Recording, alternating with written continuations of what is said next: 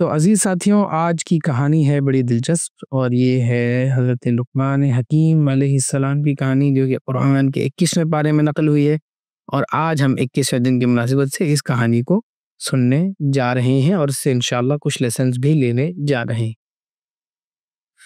अब लुक़मान हकीम कौन थे? ये सबसे बड़ा क्वेश्चन है ना, कि जिनकी कहानी हमें सुनाई जा रही है कौन? Who is this person? और इसमें सबसे बड़ी बात ये है कि अल्लाह ताला ने उनके नाम पर एक पूरी कुरान में सूरत नाज़िल की हुई है।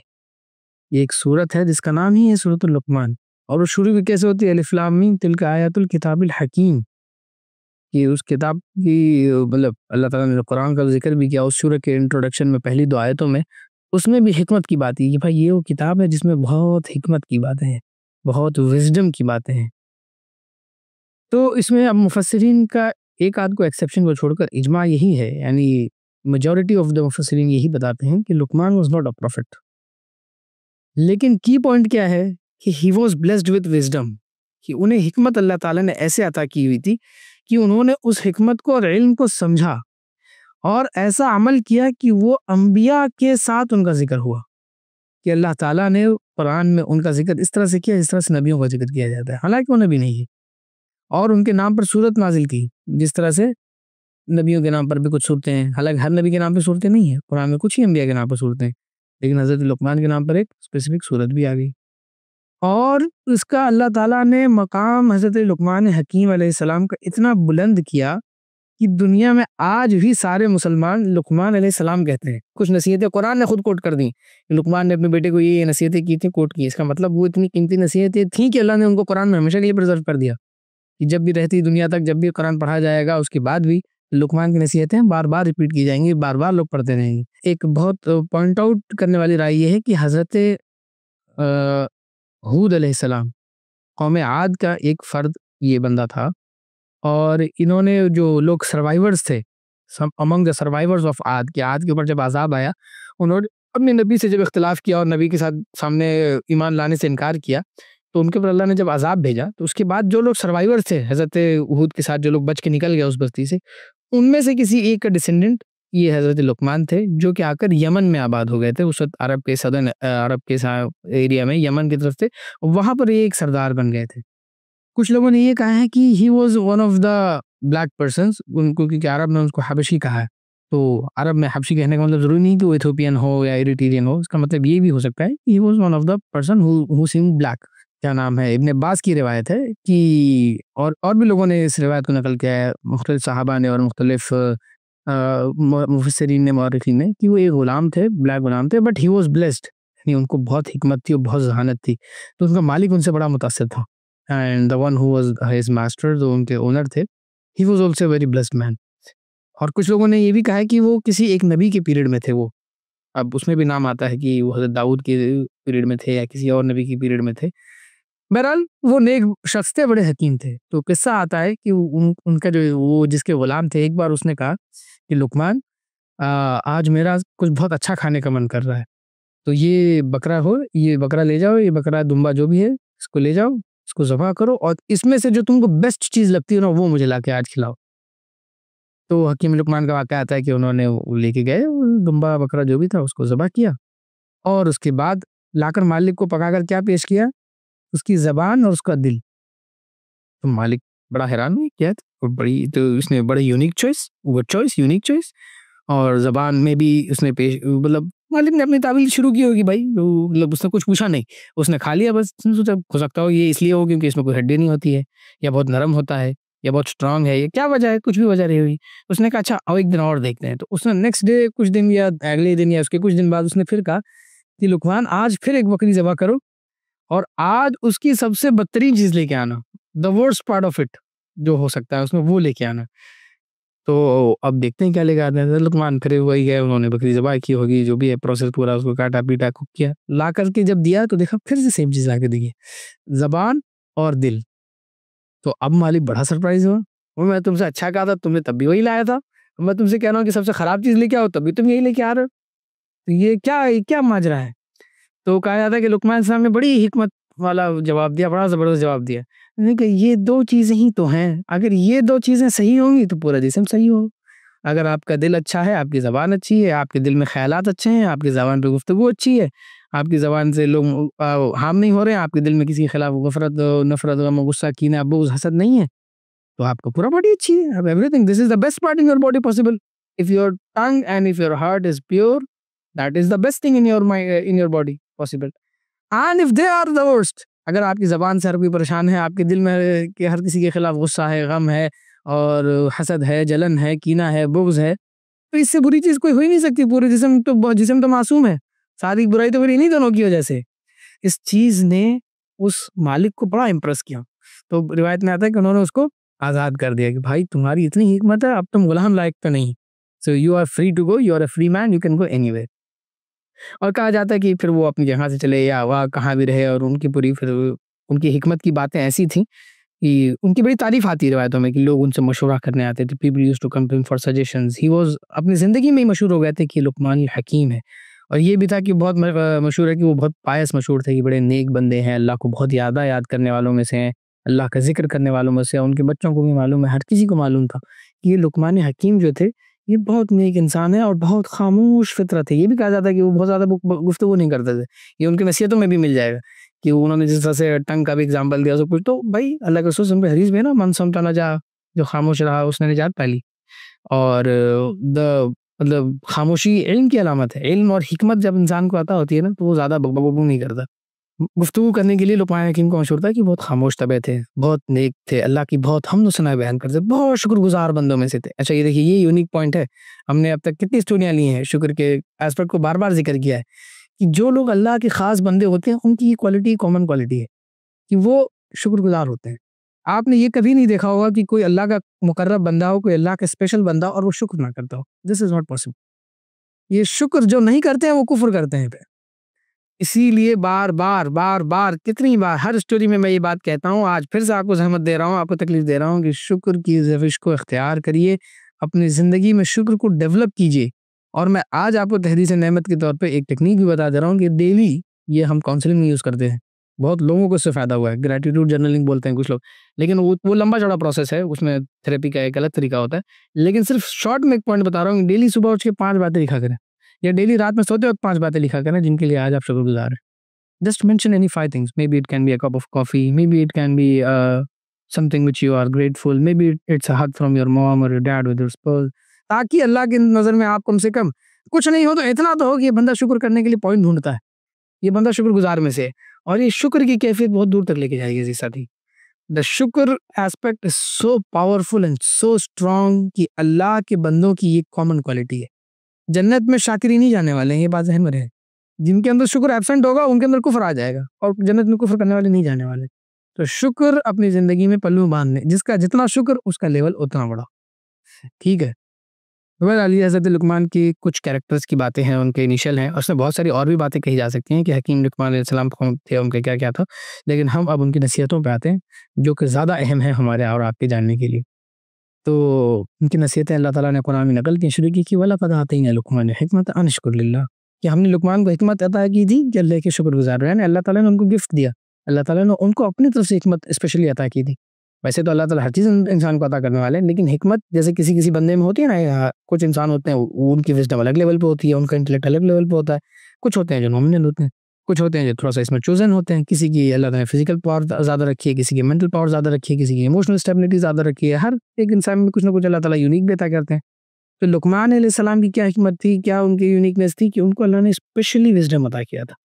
और वो क्या करते थे, वो अल्लाह का शुक्र करते थे ताकि अल्लाह के शुक्रगुज़ार हों, और जो शुक्र करेगा वो अपने लिए शुक्र करेगा, और जो नहीं करेगा शुक्र, उसका अपोज़िट क्या बताया था मैंने पिछली बार, आप सबको याद होगा, कुफ़्र। कि शुक्र का अपोज़िट क्या होता है? कुफ़्र। अल्लाह ने कुरान में यहाँ भी है, वमन कफ़र फ़इन्नल्लाह गनियुन हमीद, कि जिसने कुफ़्र किया वो अल्लाह उससे बरी है, अल्लाह गनी है, अल्लाह बेनियाज़ है, और अल्लाह ताला को उस कोई फिर धौंस नहीं पड़ी, अल्लाह को कोई फ़िक्र नहीं पड़ी उसकी फिर। कि जिसने कुफ़्र कर लिया तो फिर वो अल्लाह ताला वो अपना जाने अपना काम जाने, अल्लाह ताला ने उसको छोड़ दिया फिर। अल्लाह ताला को कोई फ़र्क नहीं पड़ता कि अगर आप अल्लाह का शुक्र ना करें। हम शुक्र करेंगे तो अपने लिए शुक्र करेंगे।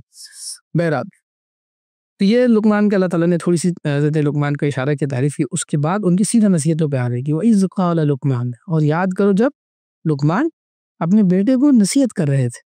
लिबनी, ये उन्होंने क्या नाम है नसीहत की, वो हो यागिज़हु, और वो अपने बेटे को नसीहत करते रहते थे और क्या नसीहत की उन्होंने, या बुनैया ला तुशरिक बिल्लाह इन्न शिर्क लज़ुल्मुन अज़ीम। ये पहली नसीहत है कि सबसे बड़ी नसीहत क्या चीज़ है। अब कोई बाप है, अब इसमें मुफस्सिरीन ने पॉइंट लिखा है कि इंसान किसी को नसीहत करता है तो झूठ भी कर सकता है, लेकिन इंसान सबसे ज़्यादा इखलास अगर किसी चीज़ के साथ होगा तो अपने बेटे के साथ हो। आदमी अपने बेटे को गलत गाइड नहीं करता है, अपनी बेस्ट ऑफ द नॉलेज में। इल्ला ये कि कोई बहुत ही गया गुज़रा इंसान हो या कोई बहुत ही गया गुज़रा बाप हो, लेकिन कोई भी बाप जनरली अपने बेटे को स्पेशली कभी भी गुमराह करने की कोशिश नहीं करेगा।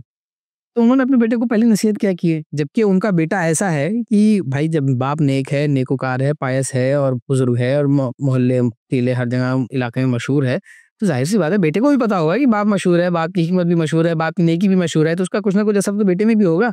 ऐसा तो नहीं हो सकता कि मतलब पॉसिबिलिटी तो कुछ भी है, लेकिन एक जनरल चीज़ है कि अगर बाप नेक होंगे और बाप का इतना अच्छा मकाम होगा तो बेटे में कुछ ना कुछ असरात तो होंगे, बेटा भी कुछ ना कुछ तो नेक होगा। बेटे के अंदर भी चीज़ें होंगी, लेकिन फिर भी वो नसीहत कर रहे हैं। और यहाँ पे जो वर्ड यूज़ हुआ है ना कि वो हुआ याइज़ुहु, यानी कि वो बार-बार नसीहत करते रहते थे। यानी कि he used to communicate with his son frequently. There is a lesson in for all of us कि लुकमान अलैहिस्सलाम का बेटे से रिलेशन क्या था? जनरेशनल गैप का मामला नहीं था कि ईद में ही गले मिलने वाले हैं या ईद में ही कुछ नसीहत होने वाली है। ये एक फॉर्मल अंबिया का तरीका जो है और सुलहा का तरीका जो है, हुक्मा का तरीका ये है कि वो अपनी औलादों से करीब होते हैं, उनके साथ वो बातें कर रहे होते हैं, उनके साथ वो फ्री होते हैं। एक फ्री है कि आप वो एकदम बदतमीज़ी पे उतर आए, तो वो वाला फ्री नहीं होते हैं। वो अल्लाह के नबी सल्लल्लाहु अलैहि वसल्लम की ज़िंदगी में भी और सहाबा के और अंबिया की ज़िंदगी में मिलेगा कि भाई अदब का लेवल बरकरार रहता है। लेकिन वो इतने फ्री होते हैं कि बेटे उनके सामने अपनी बातें ला सकते हैं, कुछ खुल के कह सकते हैं, बाप अपने बेटे को खुल के नसीहत कर सकता है। हमारी सोसाइटी में अल्लाह का एक आज़माइश समझ लीजिए अल्लाह की तरफ से है कि हम लोगों के यहाँ ये थोड़ी चीज़ें मिसिंग होती है। हमारे यहाँ बाप-बेटे के दरमियान कम्युनिकेशन वाया माँ होता है। अगर माँ ना हो तो बहुत मुश्किल हो जाएगा कि बाप-बेटे के दरमियान कम्युनिकेशन ही हो गया। डरते-डरते 100 बार सोच के एक बात कही जाती है। इतना भी नहीं होना चाहिए, थोड़ा बैलेंस होना चाहिए कि आदमी बाप और बेटे में नसीहत का और मोहब्बत का ताल्लुक ऐसा हो कि गुफ्तगू होती रहे। तो हज़रत लुक़मान अपने बेटे को बराबर नसीहत करते रहते थे, बात करते रहते थे, उनको समझाते रहते थे और उनके बेटे भी उनकी बात सुनते रहते थे। और ये अंदाज़ बता रहा है कि बड़े प्यार से बेटे से गुफ्तगू करते थे। उन्होंने कहा या बुनैया, ए प्यारे बेटे, ए मेरे अच्छे लाडले बेटे। ये या बुनैया में लाड है, ये वो नॉर्मल नहीं है कि बेटा या क्या हाँ, सुनो ओ माय सन। तो लेकिन इस जब बुनैया जब कहा जाता है ना आदमी में तो उसमें बड़ी मोहब्बत शामिल होती है। तो या बुनैया और पहली नसीहत क्या है कि अल्ला तुशरिक बिल्लाह, भाई अल्लाह के साथ किसी को शरीक नहीं करना। यानी out of all the things which he could have done और स्टार्टेड हिज नसीहा और समथिंग, क्या चीज़ उन्होंने पकड़ी कि भाई शिर्क नहीं करना। इन्ना शिर्क लज़ुल्मुन अज़ीम, शिर्क से बड़ा जुल्म कोई है ही नहीं। अल्लाह के साथ शिर्क नहीं करना। और शिर्क, अब शिर्क की क्या डेफिनेशन है, सारी चीज़ें ये आप लोग खुद पढ़ सकते हैं, अभी मौका नहीं है कि वरना शिर्क अपने आप में बहुत बड़ा मौज़ू है कि शिर्क कितनी तरह से हो सकता है। शिर्क दिल में हो सकता है, शिर्क एक अमली शिर्क होता है कि बहुत सारे वो अल्लाह का शुक्र है अक्सर मुसलमान महफूज़ हो जाते हैं कि भाई वो जाके किसी मूर्ति के आगे सर नहीं झुका रहे हैं या जाके किसी गैर अल्लाह के आगे अपने सर को नहीं झुका रहे हैं और वहाँ पे जाके सजदा नहीं कर रहे हैं, उनसे माँग नहीं रहे हैं। तो इससे तो बहुत लोग बच जाते हैं।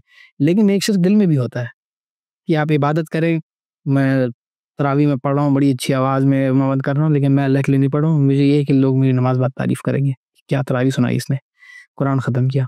या मैं स्टोरी सुना रहा हूँ तो इसलिए सुना रहा हूँ कि लोग बड़ी तारीफ़, भाई कितनी अच्छी स्टोरी सुनाता है बंदा, मुझे व्यूज़ आएँगे, मुझे लाइक्स आएँगे।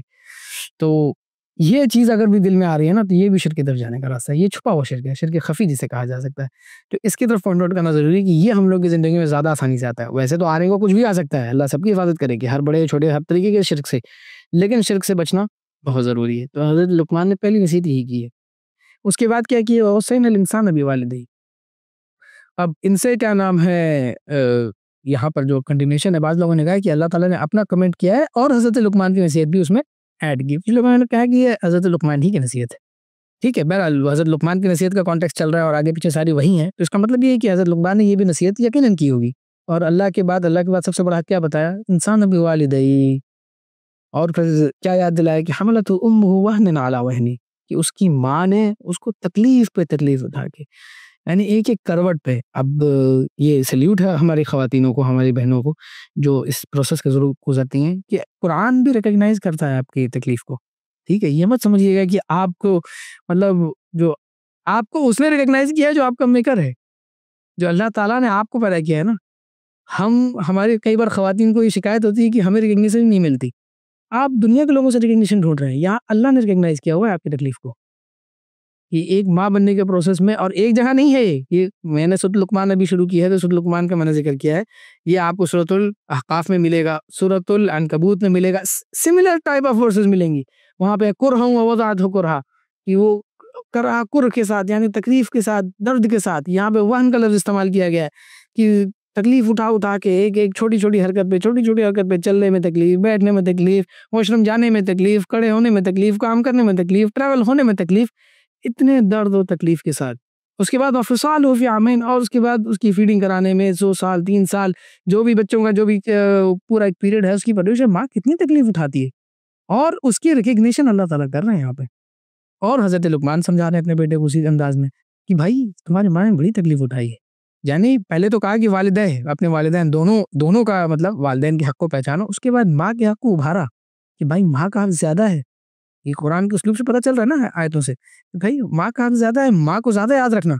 ऐसे तो याद दोनों को रखना, ये नहीं कि बाप को इग्नोर है, लेकिन माँ सेंसिटिव है, माँ इमोटिव है, माँ ने तुम्हें ज़्यादा तकलीफ उठाई, बाप ने भी तकलीफ उठाई होंगी, उसने ऑफिस में उठाई होंगी, उसने काम में उठाई होंगी, उसने अलग तरीके से पत्थर ढो के उठाई होंगी, लेकिन तुमको पैदा करने में जो इमीडिएट फर्स्ट तकलीफ है वो तो माँ ने उठाई है।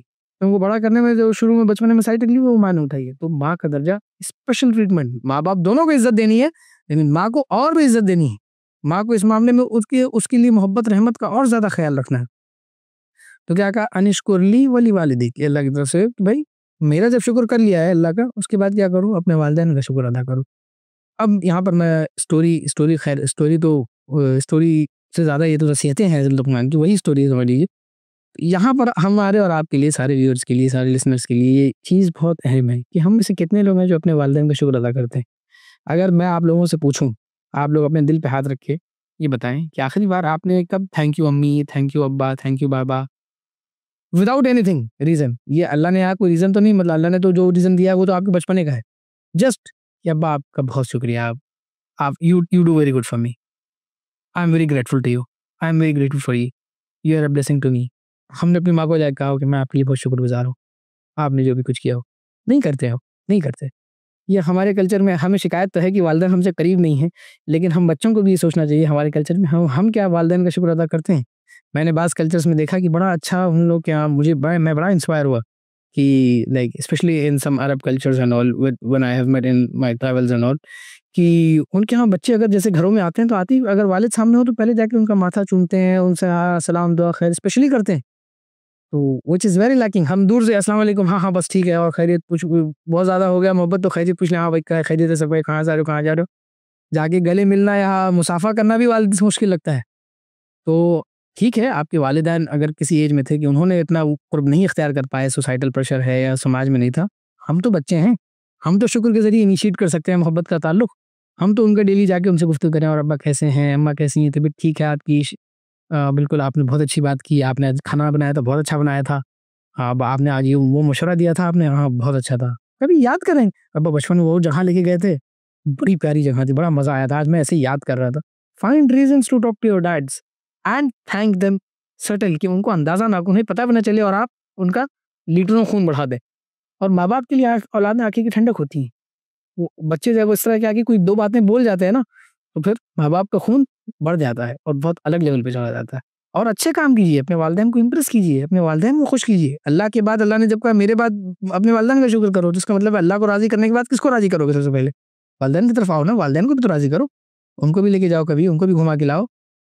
सारी दुनिया के साथ डेट करने के लिए आपके पास वक़्त है, लेकिन अम्मी-अब्बू को लेके जाने के लिए वक़्त नहीं है।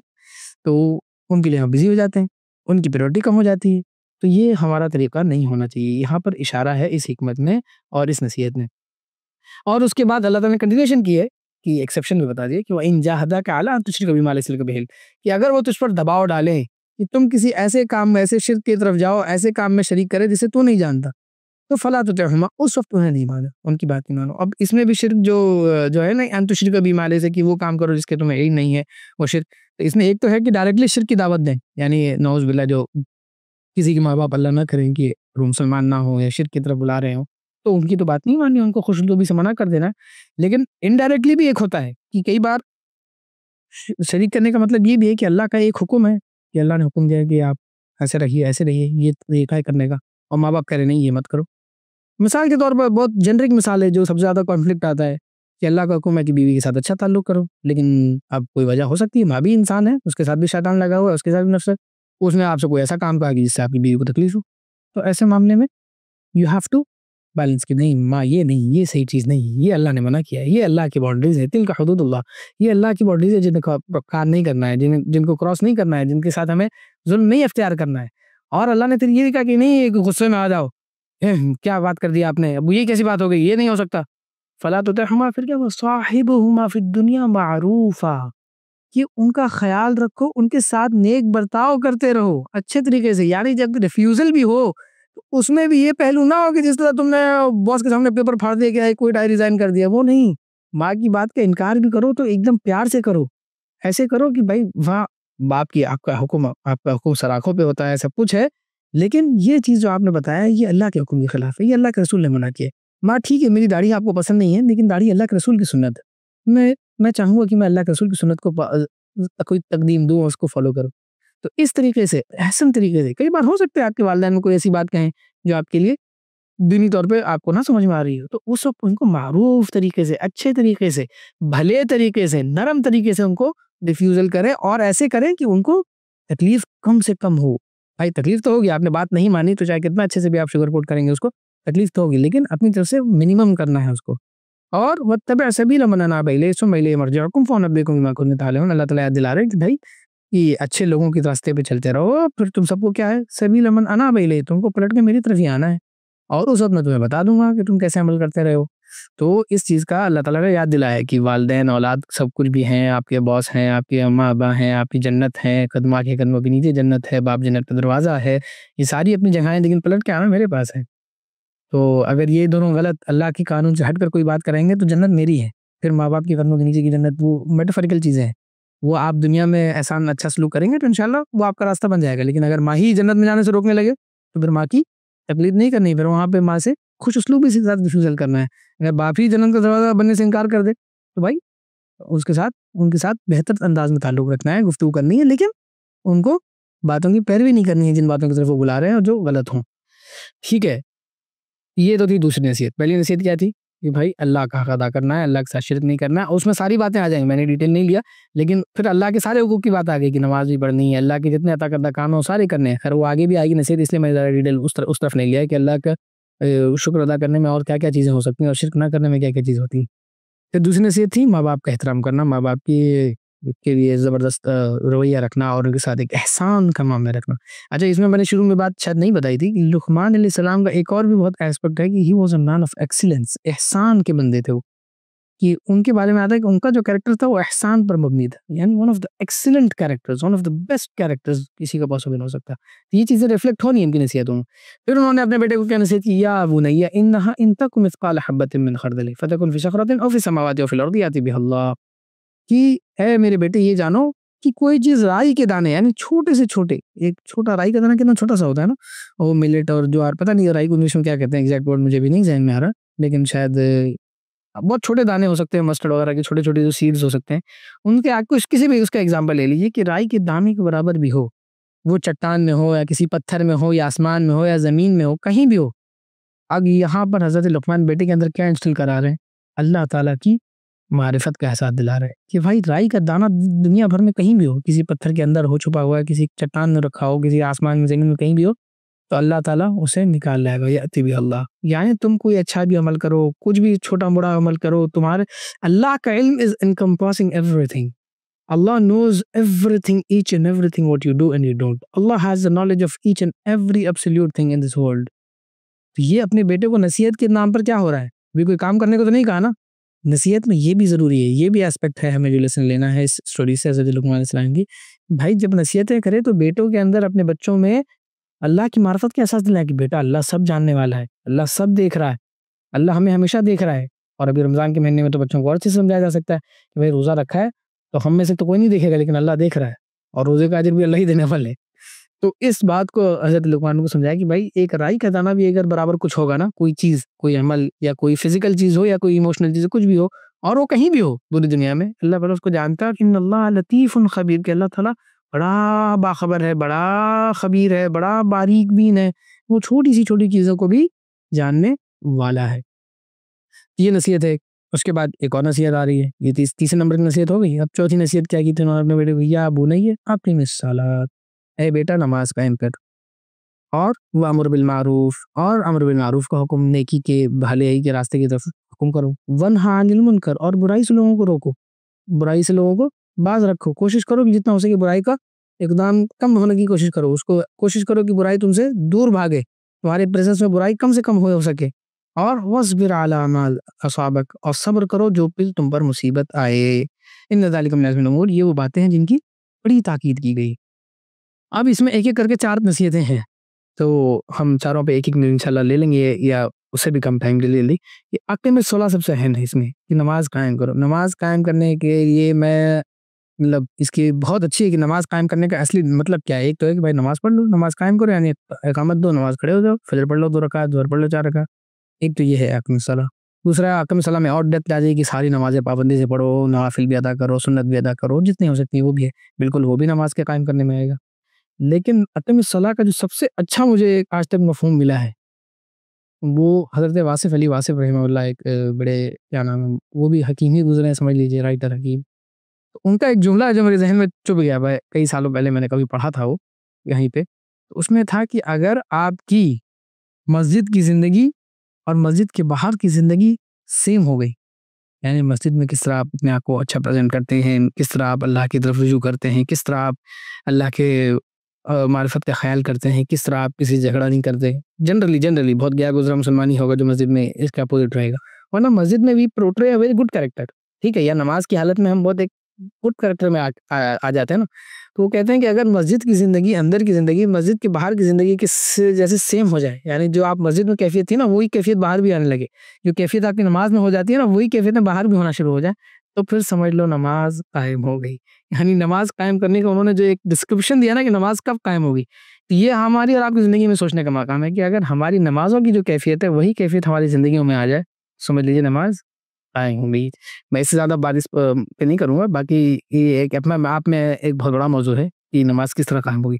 उसके बाद क्या फरमाया, वअमुर बिल मारूफ, और भलाई का हुक्म दो, नेकी का हुक्म करो। यानी ये नहीं है कि मैंने नमाज़ पढ़ ली बस कामयाब हो गया, नमाज़ मैंने अपनी ज़िंदगी बहुत अच्छी कर ली, ख़त्म। ये इस्लाम का शेवा नहीं। इस्लाम हमेशा इस बात को तलब करता है कि आप अपनी ज़िंदगी जब बेहतर बनाएँ, वो अनफुसकुम हो गया तो अब अहलिकुम के पास जाइए, घर वाले हो गए तो अब आगे बढ़िए, मोहल्ले में बढ़िए। यानी इस नेकी और भलाई के काम को, इस अल्लाह की तरफ पलटने के जो अमल को, इस प्रोसेस को, ये अम्बिया अपने तक रखने के लिए नहीं लाए थे। ये आपको पहुँचा है तो आपने समझा है, तो अब आपकी ज़िम्मेदारी है कि इसको आगे भी समझाना है, इसको आगे भी बढ़ाना है। तो नेकी का हुक्म दीजिए, अपने बेटों को दीजिए, जहाँ तक आपका हुक्म चले हुक्म दीजिए, जहाँ हुक्म के नहीं चल सकती वहाँ रिक्वेस्ट कीजिए, जहाँ पे रिक्वेस्ट नहीं चल सकती वहाँ सिफारिश कीजिए, जो तरीके हो सकते हैं नेकी को बढ़ाने के। अब मारूफ हर चीज़ है, मारूफ में सारी नेकियाँ आ गई हैं। नमाज़ पढ़ना भी मारूफ है, और खैर उसकी डेफिनेशन में जाएँगे वो भी बहुत तफसील तलब है। लेकिन बहरहाल समझ इन शॉर्ट ये है कि जो भी अच्छे काम हैं, भाई झूठ नहीं बोलना है, सच बोलना है, गरीबों का ख़्याल करना है, पड़ोसियों को तकलीफ़ नहीं देनी है, ये सारी चीज़ें मारूफ हैं। इनमें कोई भी नहीं कहेगा कि ये मारूफ नहीं है। ये कोई भी नहीं कहेगा कि ये अच्छी चीज़ें नहीं हैं। तो इन चीज़ों का हुक्म दीजिए, इन चीज़ों को अब हुक्म पर्सनली भी दीजिए और बहैसियत कौम भी दीजिए, बहैसियत समाज भी दीजिए। मतलब समाज में ऐसा माहौल क्रिएट कीजिए कि ऐसा लग रहा हो नेकी का हुक्म हो रहा हो, कि जो ना भी करना चाहे वो कंपेल्ड फ़ील करे, यार चलो यार नेक काम करना ही पड़ेगा, कर लिया जाए। तो ये एक डिस्क्रिप्शन एडवांस लेवल की हो सकती है कि अमर बिल मारूफ इस तरह से होना चाहिए। और फिर क्या है कि वन्हा अनिल मुनकर, सिर्फ़ नेकी का हुक्म ही नहीं देते रहना है, सिर्फ़ नेकी की तरगीब नहीं देना है, बुराई से रोकना भी है। नेगेशन भी करना है, कुछ चीज़ों को पोज़ीशन करना है तो कुछ चीज़ों का नेगेशन भी करना है, कि भाई कुछ चीज़ों को बढ़ावा देना है तो कुछ चीज़ों को कम भी करना है। हाँ, तो आप देख रहे हैं कि कहीं पे खुलेआम बेहयाई हो रही है, आप रोक सकते हैं, रोकिए। आप देख सकते हैं कहीं पे खुलेआम कोई लड़ाई कर रहा है, झगड़ा कर रहा है, आप रोक सकते हैं, रोकिए। अगर आपके हाथ से है ना, अल्लाह के रसूल की मशहूर हदीस, भाई ईमान के 3 दर्जे हैं, कि पहला दर्जा ये है कि भाई अगर बुराई देखे तो हाथ से रोके, दूसरा है कि कम से कम ज़ुबान से रोके, और तीसरा है कि भाई अपने दिल में बुरा माने। तो हमें कोशिश करनी चाहिए कि हम तीसरे पे ना रहें। तीसरे से भी नहीं हो रहा है तब तो अपने ईमान की फ़िक्र करें, लेकिन तीसरे से ऊपर आएँ, कम से कम 2 पे तो आएँ। अगर गलत देख रहे हैं तो बोलें तो सही कि ये गलत हो रहा है। अगर आप देख रहे हैं कि इस्लाम को ट्विस्ट करके प्रेज़ेंट किया जा रहा है तो कम से कम सही डेफिनिशन पे पेश तो करें। अगर आपको देखने में पता चल रहा है, और that is specially valid in terms of your real life and even in social media, कि भाई आप बुराई देखें तो उसको बढ़ावा तो ना दें, उसको रोक नहीं सकते हैं तो बढ़ावा ना दें कम से कम। अगर आपको लग रहा है कोई चीज़ बुरी है और आपकी समझ नहीं है तो consult with scholars, but don't spread anything which you think is not right. या जो ज़रा भी मशकूक चीज़ हो उसको डिफेंड ना करें, उसको सपोर्ट ना करें। कम से कम इतना तो ख़्याल करें। वनहा अनिल मुनकर में ये तो बेसिक मिनिमम हो सकता है ना, कि भाई आपको कोई चीज़ है जो सराहत से पता है कि सही नहीं है, तो अब उसको कंपेयर क्यों करना है कि भाई अच्छा ये बुराई कम है, वो बुराई बड़ी है, चलो तो इसको चलेगा। भाई ये काम हमारे करने का नहीं है, बुराई बुराई होती है, खत्म होगी बात। बुराई को आपने ना सपोर्ट करना है, इवन उसको व्यू कर लिया तो फौरन इग्नोर कीजिए, बल्कि कोशिश ये कीजिए अगर आप उसको डिसलाइक कर सकते हैं या उसको अनरिकमेंड कर सकते हैं तो उसको वो उतना पुश कीजिए कि एल्गोरिथम उसे कम से कम लोगों को दिखाए। आपका एक लाइक या आपका एक व्यू से उसका एक व्यू बढ़ रहा है ना, एल्गोरिथम को पता चल रहा है कि ये बंदे इस चीज़ को देख रहे हैं, तो वो ऐसी चीज़ और दूसरों को दिखाएगा।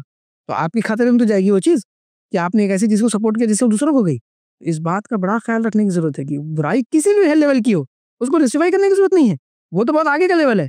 उसको व्यू करने की भी कोशिश करें कि उसकी व्यूज़ को मिनिमाइज़ करें। कोशिश करें कि एल्गोरिथम उसको पुश आउट करे, उसको अनरिकमेंड करें, उसको अनलिस्ट करें, उसको डिसलाइक करें, जो-जो पॉसिबल हो सकती है बुराइयों का।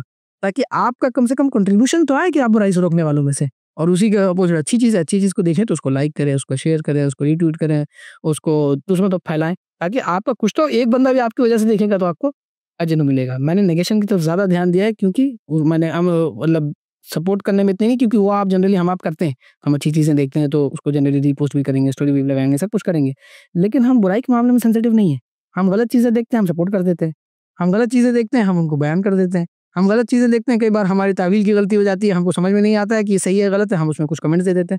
अभी लुक़मान हकीम की शुरू में ये बात आई थी कि मन समता नजा, वे खामोशी इख्तियार कीजिए ना, आपको अगर इल्म नहीं है, इल्म हासिल नहीं कर सकते हैं, why do you need to give your opinion on some things? आपको जो चीज़ें आपसे कंसर्न नहीं करती, जिन चीज़ों का आपको इल्म नहीं है, उन चीज़ों का आपको खबर देने की बिल्कुल भी ज़रूरत नहीं है, उनमें ओपिनियन देने की भी ज़रूरत नहीं है। जाके इल्म हासिल कर लीजिए कि अपने लिमिटेड ओपिनियंस को आप अच्छी बात बुरी बात से रोकने के बजाय अच्छी बातें सिर्फ कीजिए। जहाँ चीज़ों में आपका सही तरह से मलिका नहीं हुआ है, आप सिर्फ नमाज़ पढ़ो, ये बात भी तो कह सकते हैं। आप ये बात भी तो कह सकते हैं कि लोग अपने दिन का ख्याल रखें, और आप ये भी कह सकते हैं रमज़ान का टाइम में अपने आप को बेहतर कामों में लगाइए। लेकिन आप अगर इस चीज़ को नहीं कर रहे हैं, तो आप बड़ी तकलीफ़ में जा रहे हैं। अच्छा, अगर आप अम्र बिल मारूफ़ करेंगे या जैसे मैंने भी बात की वन्हा अनिल मुनकर करेंगे, या मैं पॉइंट आउट करूँ किसी बुराई को, तो उसमें एक चीज़ होती है कि वस्बिर अला मा असाबक फिर करना पड़ता है। वह जिन लोगों ने पॉइंट आउट किया, ये बहुत प्रैक्टिकल चीज़ है कि अगर आप रियल लाइफ़ में तो ज़्यादा होता है, आजकल रियल लाइफ़ में तो नहीं कर पाते लोग इतना बुराई से बचाने की चीज़, लेकिन अगर आप रियल लाइफ़ में किसी को बुराई से रोकेंगे, तो उम्मीद है आपको एक आध घूसा लात थप्पड़ भी खाना पड़ सकता है, कुछ गालियाँ भी सुननी पड़ सकती हैं। तो ऐसे में क्या करना है भाई, ये नहीं कि ईंट का जवाब पत्थर से ले रहे हैं। ऐसे में वस्बिर अला मा असाबक, कि जहाँ पॉसिबल, हाँ ठीक है, कोई नाहक ज़ुल्म हो रहा है उसको रोकने की बात और है। लेकिन अगर कोई अब बेचारा तकलीफ़ आप कोई आपसे गम गुस्से का शिकार हो गया, तो आपको सब्र करना है। हो सकता है आपको तकलीफ़ें आएँ। ये जो काम है ना, 3 काम जो करने को कहे गए हैं, एक अक़ीमुस सलाह, एक अम्र बिल मारूफ़ और एक वन्हा अनिल मुनकर। ये 3 काम अगर कोई कर रहा है ना, तो उसको सब्र करना ही पड़ेगा। ये पॉसिबल ही नहीं है। सूरत अल-असर का भी खुलासा आप कर पढ़ेंगे या इन इस नसीहत के भी तनाज़ुर में देखेंगे, हज़रत लुक़मान हकीम जो अपने बेटे को समझा रहे हैं कि बेटा अगर तूने नमाज़ कायम की, तूने लोगों को नेकी की तरफ हुक्म देना शुरू किया, तूने बुराई से रोकना शुरू किया, तो ये हो नहीं सकता कि नेक्स्ट तुम्हें सब्र ना करना पड़े। फिर तुम्हारे ऊपर मुसीबतें आनी ही आनी है। फिर तुम्हारे ऊपर कुछ ना कुछ, कोई ना कोई कमेंट तो आना ही आना है। फिर लोग तुम्हारे ऊपर चढ़ के दौड़े आने ही वाले हैं। लोग तुम्हें एक्सट्रीमिस्ट भी डिक्लेयर करेंगे, कोई तुम्हें मिसोजिनिस्ट भी डिक्लेयर कर सकता है, कोई तुम्हें कुछ भी बोल सकता है, कोई तुम्हें कहेगा कि भाई तुम नासमझ हो, कोई कहेगा कि तुम ये मत करो, तुम वो मत करो। मतलब there can be numerous ways, people will call you out, people will say bad things about you, people will harm you, people will try to character assassinate you, being on their own high horses. लेकिन इसमें क्या करना है, ईंट का जवाब पत्थर से नहीं देना। ठीक है, आपने अपनी हिकमत से बात रख दी, अच्छे से बात रख दी कि भाई ये गलत है, इसको नहीं करो। उसके बाद अब आप खामोशी से वहाँ से साइड से किनारा कस लीजिए। अब कोई चिल्लाता रहे, कोई बोलता रहे, कोई कुछ करता रहे, it's not your business to now take it on your ego and personally and start fighting कि नहीं भाई मुझे डिफेंड क्यों कर रहा, तुम मेरी गिबत कर रहे हो, तुम ये कर रहे हो, तुम वो कर रहे हो और तुम झगड़ा कर रहे हो, तुम ये है। अब झगड़ा नहीं, आपने अपनी बात रख दी, आपको लगता है आपने सही रखी है बात, ठीक है, खत्म, आगे बढ़ जाइए। It's not required to fight out everything. तो मैंने थोड़ा-सा इस कॉन्टेक्स्ट में इसलिए बात की क्योंकि ये बहुत प्रैक्टिकल है और ये कुछ चीज़ें हैं जो मैंने नोटिस भी की थी, तो मैंने इशारा कर दिया है। बहरहाल रियल लाइफ़ में सबसे ज़्यादा इसके इम्प्लिकेशंस हैं। Social media is a very small part of your lives but the greater part should be your real life.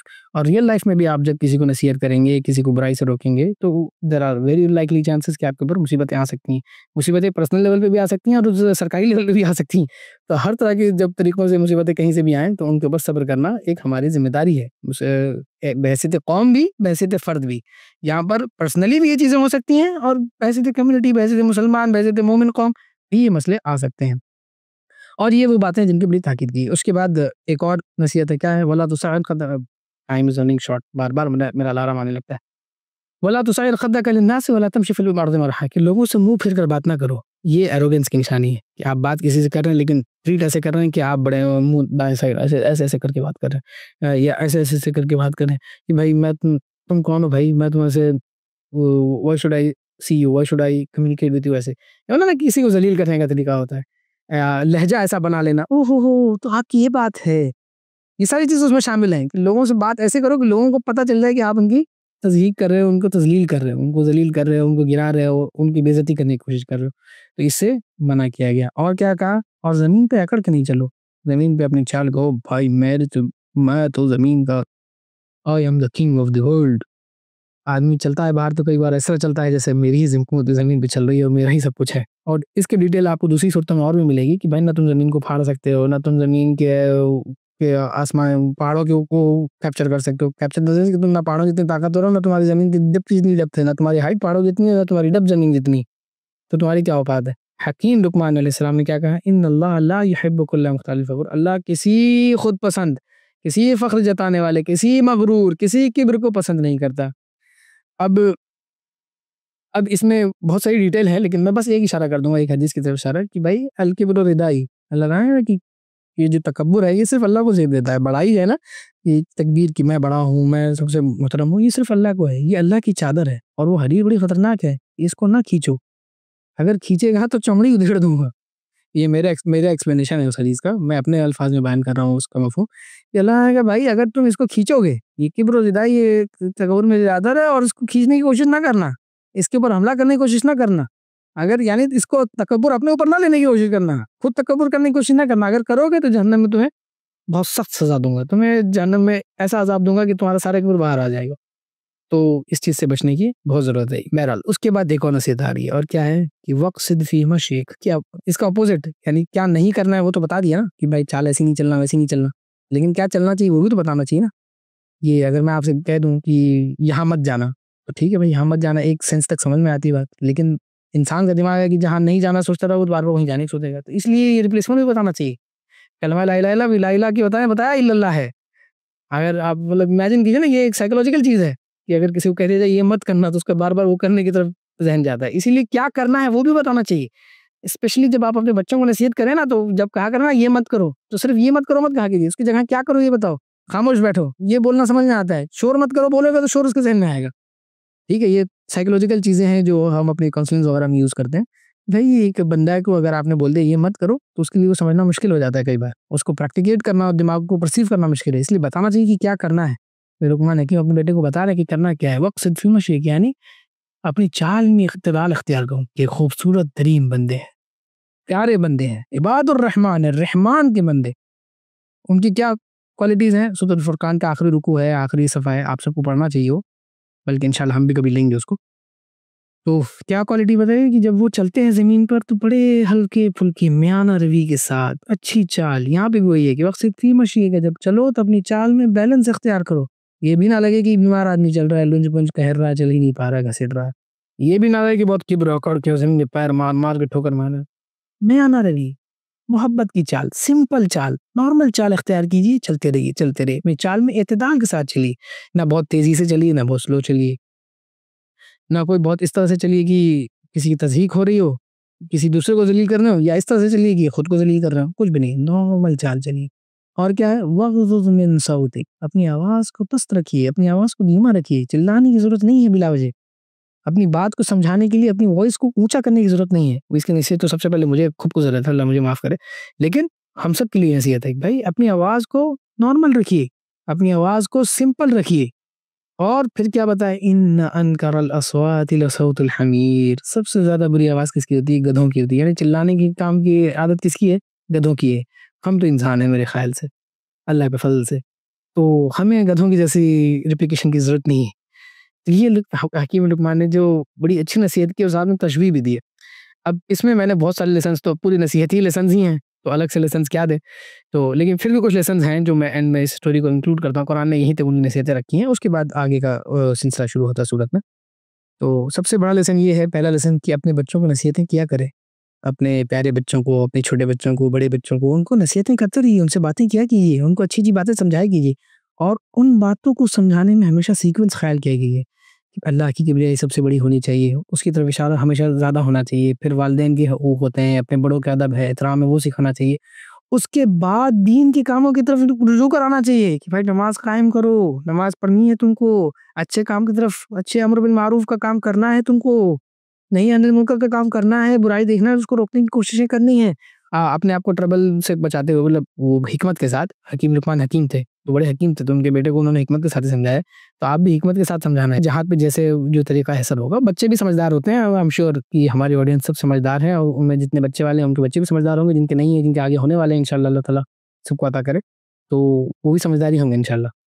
तो हिकमत के साथ लोगों को दीन की तरफ बुलाना और हमेशा अच्छे कामों की तरफ बढ़ना और सब्र करना, सब्र का दामन हाथ से ना छूटने पाए। कुछ भी हो, अच्छे काम करेंगे तो मुसीबतें परेशानियां आ सकती हैं, लेकिन सब्र करते रहना। और फिर क्या है कि भाई चाल में मैनर भी इख्तियार कीजिए। ये सारी नसीहत की जो अंदाज है वो गौर कीजिए कि बेटों को पहले तो बात कीजिए, नसीहतें कीजिए, दूसरी उनको अच्छे अंदाज में नसीहत कीजिए, दीन की नसीहतें कीजिए। उसके बाद एक और चीज़ है कि उनके मिजाजों में जब बात करें तो उनको समझाएं किस चीज़ से। जो मैंने पॉइंट आउट किया था, हमें क्या नहीं करना है वो तो बताइए बताइए, लेकिन वो भी बताइए क्या करना है। एक चाइल्ड का ब्रेन जो होता है, उसकी माइंड साइकोलॉजी में ये बात है कि आप उसको हमेशा बोलेंगे ये मत करो, ये मत करो, ये मत करो, वो दिमाग घूम फिर के उसका उन्हीं कामों में जाएगा। तो instead of focusing more on what not to do, focus more on what to do. ये नसीहत से हमें पता चलता है। हकीम लुकमान भी ये चीज़ बता रहे हैं कि क्या नहीं करना है, कम बताने से ज़्यादा ये बताइए क्या करना है, ताकि बच्चे का दिमाग क्या करने में लगा रहे, क्या नहीं करने में उसके ब्रेन कब तक प्रोसीड करेगा। वही सोचता है नहीं करना, नहीं करना, नहीं करना, चलो एक बार करके देखते हैं क्या होगा। वो तजस्सुस डेवलप होता है ना अंदर से, इंसान का माइंड उस तरह से सोचता है। और फिर एग्जाम्पल्स के साथ नसीहत कीजिए कि आवाज़ बुरी है, आवाज़ ऊँची मत करो, तो एक गधे का एग्जाम्पल दिया था कि बच्चे को क्लियरली समझ में आ जाए कि वो अगर चिल्ला-चिल्ला के बोलोगे तो गधे जैसी की जैसी आवाज़ होती है बुरी, उस तरह से अपने आप को ना बनाओ। तो नसीहत करते वक़्त इसका भी बड़ा ख़्याल करना चाहिए। ख़ैर वक़्त बहुत ज़्यादा हो गया। बारकल्लाहु लना व लकुम फ़िल क़ुरआनिल अज़ीम व नफ़अनी व इय्याकुम बिल आयाति व ज़िक्रिल हकीम व सल्लल्लाहु तआला अला खैरि ख़ल्क़िही मुहम्मदिन व अला आलिहि व सहबिहि व सल्लम तस्लीमन कसीरा। Assalamu alaikum wa rahmatullahi wa barakatuh. Thanks for tuning in for the day 21, and inshallah see you tomorrow with another story and another fresh aspect with a very interesting story inshallah. और अपने comments, अपने questions, अपनी चीज़ें आप हमेशा point out कर सकते हैं, आप शेयर कर सकते हैं, आप नेकी की बात को फैला भी सकते हैं, और हमारे लिए भी कोई चीज़ है, कोई फीडबैक्स हैं तो आप उनको भी शेयर कर सकते हैं। And thanks to you all and see you tomorrow soon inshallah, almost at the same time hopefully। और रमज़ान के आखिरी से चल रहे हैं तो आप लोगों से बहुत दुआओं की गुजारिश है। आखिरी मोमेंट्स हैं, स्पेशली हमारे लिए भी दुआ कीजिएगा, अपने लिए भी दुआ कीजिएगा, अपने सब साथियों के लिए दुआ कीजिएगा, अपना, अपने अपनों का, अपने प्यारों का सबका ख्याल रखिए। अल्लाह हाफ़िज़, अल्लाह निगहबान।